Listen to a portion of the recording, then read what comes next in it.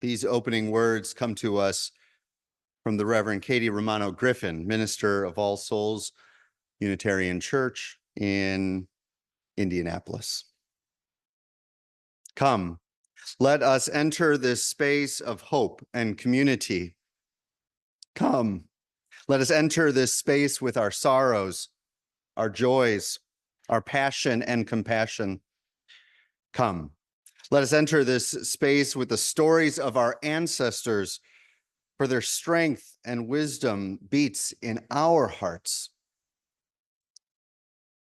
Come into this space, present to the beloved companions who move beside us. Come into this space, mindful that together we are building a future for other generations. Come into this space and let us celebrate love.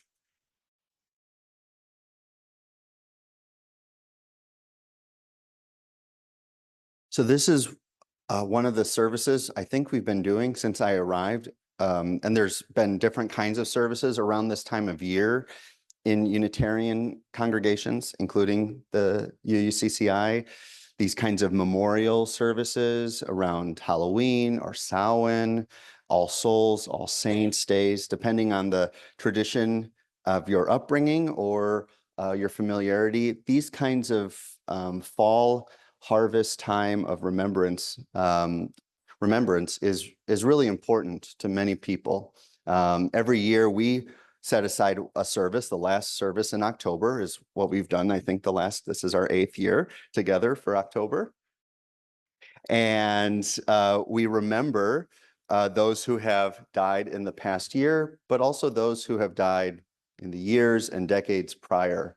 And this particular year, even though it might feel obvious every year, we're taking an extra attention to this idea of ancestors and what it means to have ancestors, the ones we know, the ones we don't know, the ones we feel really connected to, and the ones we perhaps begrudgingly are connected to. And also those who are beyond our family ancestors, to those, our moral ancestors, our spiritual, our justice ancestors, those who have come before and guide our movement now. And so we set this table up each and every time as a way to kind of allow people to bring pictures as they wish or light candles, specifically thinking about an ancestor that they have lost or looking at pictures of other people's ancestors and honoring that at least one person in this room is thinking of that person today. And now there's been 2 people because of you. And this table, we could easily think about what's on top of the table as the value of it. And we can also think of the table itself as where the value comes. A table is a strong imagery for us as human beings, a place to gather, a place to sit, a place to eat, a place to weep, a place to mark time passing. And so I invite you to receive these words by the great poet Joy Harjo. The world begins at a kitchen table. No matter what, we must eat to live. The gifts of earth are brought and prepared, set on the table. So it has been since creation, and it will go on. We chase chickens or dogs away from it. Babies teethe at the corners. They scrape their knees under it. It is here that children are given instructions on what it means to be human. We make men at it. We make women. At this table, we gossip, recall enemies, and the ghosts of lovers. Our dreams drink coffee with us as they put their arms around our children. They laugh with us at our poor, falling down selves, and as we put ourselves back together once again at the table. This table has been a house in the rain, an umbrella in the sun. Wars have begun and ended at this table. It is a place to hide in the shadow of terror, a place to celebrate the terrible victory. We have given birth on this table and have prepared our parents for burial here. At this table, we sing with joy, with sorrow. We pray of suffering and remorse. We give thanks. Perhaps the world will end at the kitchen table while we are laughing and crying, eating of the last sweet bite.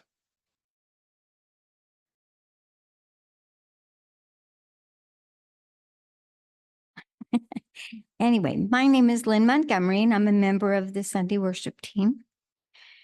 And I welcome you all. Still working on the voice. All right. Anyway, I have a little exercise for you to think about.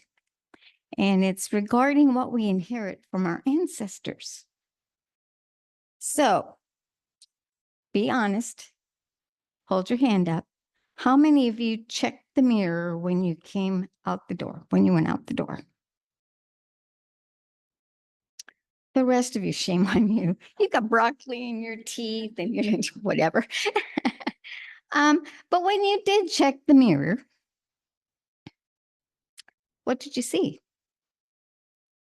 The shape and color of your eyes, those darn dimples, that nose, or maybe the freckles. How about your hands? Look at your hands. This is an issue with my family. My mother has long, slender fingers. Does that look long and slender? No, I have the other side's hands, short, stubby fingers.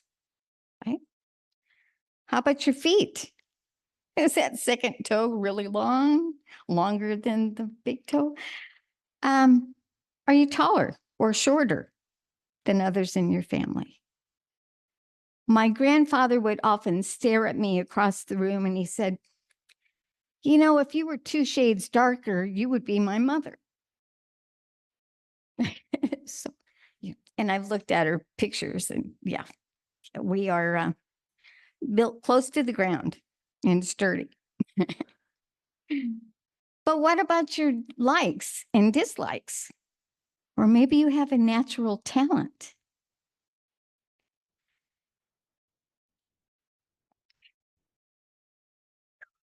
My firstborn never met his grandfather, but he was named for him. And as he grew, I could watch him and see Grandpa. The way he walked, his stature, his ability to work with his hands, his enjoyment of spending time with elders, storytellers. It really was fun and comforting to see Grandpa. We can inherit our passions for the arts of our affinity for nature. Even if you grew up in the city, you might be really attracted to certain natural elements, or you need to spend time in the woods. There are so many parts of them that we inherit that make us a whole being. Our ancestors give us more depth to gradually understand ourselves right now. The existence of our ancestors make it easier to comprehend and how and why of us. What I hope you remember is that your ancestors have never left you, even in death. They are in you. You are a composite of them. What will you contribute to those who come in the future?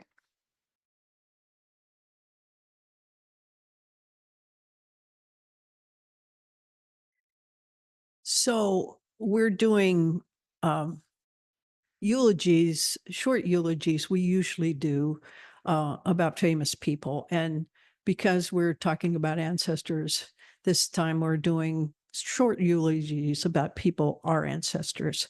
So I want to start with Missy's, who is here but not able to talk. So she provided this, and I'll try to do her justice in reading this. Marvin Haywood McAdams, aka Uncle Mac, December 1958 to February 2019. Devout father and sometimes husband, loving brother, cherished son, overprotective uncle and friend. He was the life of every party and the very definition of a funkle. We could always count on you for help with the sketchier situations in life, so long as you weren't currently incarcerated. But even then, you had a friend or business associate who could help. You taught me how to hotwire a car, when to plead the fifth, and all the best hangover cures, the important stuff in life. I always felt safe at your house, even after most of the neighborhood signed the petition to get you labeled as a public nuisance. Most of the world saw you as a degenerate, but I saw your story and your struggles. I saw your love for your family and how you were willing to do anything, legal or not, to support and protect us. You lived the best life you could with the circumstances you were handed. You will forever be remembered fondly by your family, and we will proudly carry on the unholy legacy.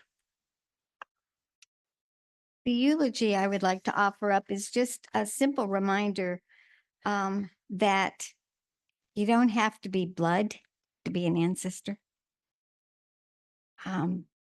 So I would like to remember Rebecca Alexander, 1951 through 2021. There are friends, there is family, and there are friends who become family. Becky was well known for her loving, compassionate understanding, guidance, helping her family, friends, and patients through traumatic experiences, sudden illnesses, losses, and other issues affecting their lives. Becky touched and helped heal too many to count. She was an animal lover, dogs in general, particularly beagles, and rescued several throughout her life. She took in stray individuals too. She traveled to Africa with a group of fellow counselors, providing and assisting people in Liberia. She cared about her local community, volunteered with several programs, and worked to assist the people who lived there. She loved music, played guitar, and taught herself to play the violin.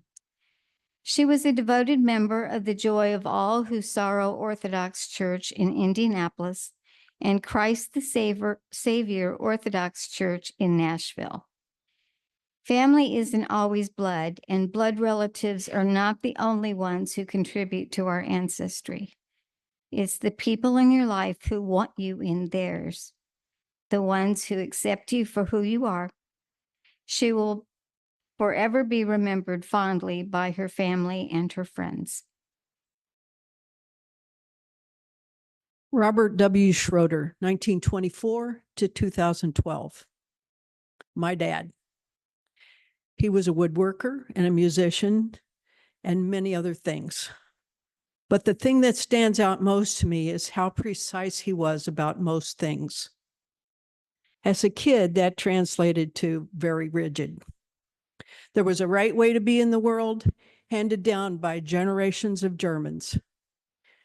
He didn't care for my inquisitive and creative spirit. It's hard to keep order. He clearly wasn't prepared for me to question why things had to be only one way. I rebelled a lot, yet he made sure I learned discipline in many areas of my life. I was very clear about the parts I did not want to burden my offspring with. I thought of him often as my children, who were born with an abundance of creativity and self-determination, needed to balance that, the discipline and the precision. As it turns out, creativity and precision together make a great skill set. Today, I value in myself my ability to be disciplined and work hard for what I want to do and learn. I have great stick-to-itness. I can postpone gratification almost to a fault. Precision has also taken me far, from math to woodworking to a fair investigation. I pass these on to my kids. Thanks, Dad.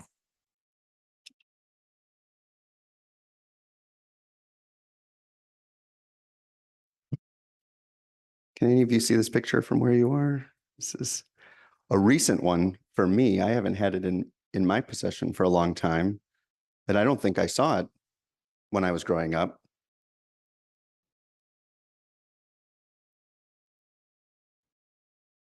This is my grandfather, the little one,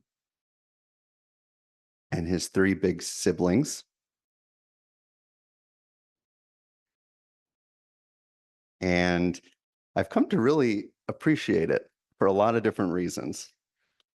One is it just seems like it's posed in a way we don't take pictures anymore.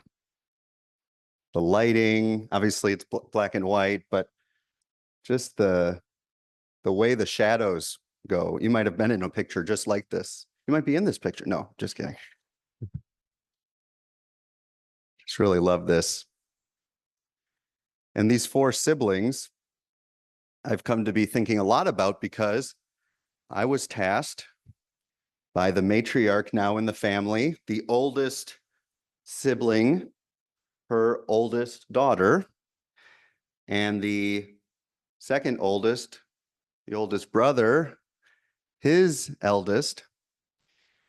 Those two tasked me and another person of my generation to take on the family ancestry responsibilities.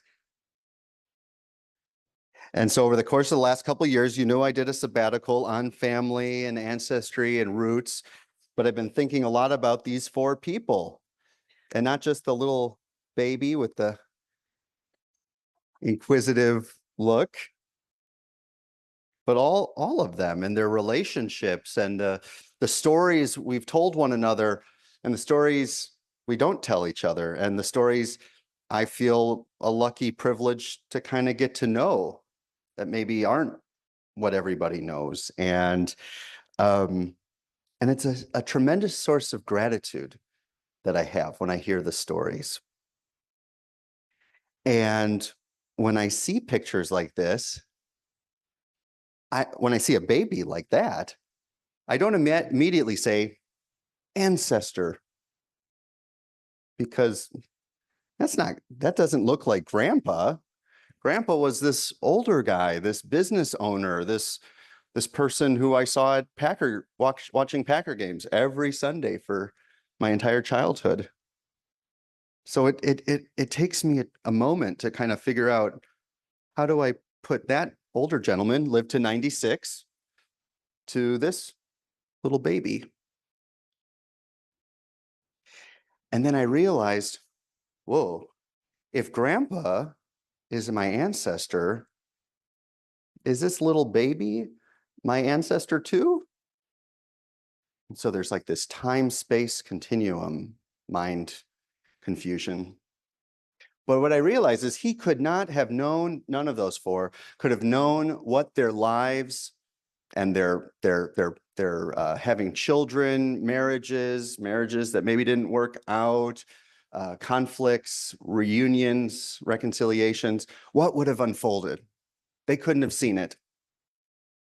But I think if I went back there, hello, I'm your descendant one day. Here's some of the things I do now in Columbus, Indiana. I'm trying to do a good job as the family ancestry person now. I wonder how that would have shifted some things for them. I wouldn't talk about politics or what the world's like, but just I exist. How would that have changed some of the ways they lived? I wonder what it would be like for some of the ways we lived.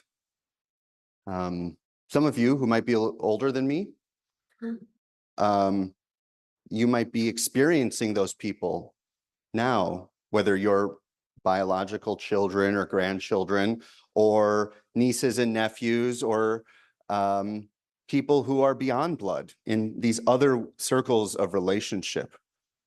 And they might be inviting you to say, I see you. And they might ask, are you my ancestor? Well, it's like, no, I might look a little older than you, but I'm not, I'm still alive. And so we're asked to say, as people of all of our different ages here in this room, if we are not ancestors, well, what are we? And I believe that we are all, what connects us all in this room is not only what I've said in the past, that one of the things that connects us all is that we are either currently children or we were all once children. The other thing that might connect us with these people up here or the names that we said earlier is that we are all ancestors, or we are all ancestors in training. So we are all once children or currently children, or we are all ancestors or ancestors in training. And that shifts, for me, the work of living. To add that in training, as opposed to the, I'm not an ancestor, so I'm here and now completely, as opposed to then and where, who we're not sure, maybe nowhere.